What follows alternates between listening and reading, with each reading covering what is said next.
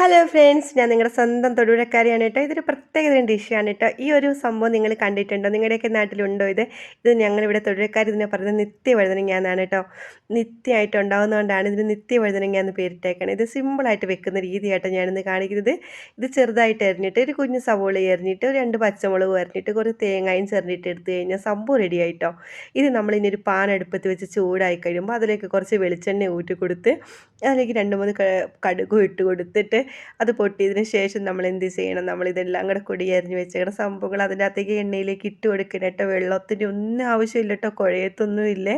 ആ എണ്ണയിലേക്ക് അത് ഇട്ട് കൊടുത്തതിന് ശേഷം നമ്മൾ സിമ്മിലാക്കിയിട്ട് കുറച്ച് ഉപ്പും മഞ്ഞൾപ്പൊടി ഇട്ടിട്ട് നമ്മളൊന്ന് മൂടി വെക്കണം കേട്ടോ.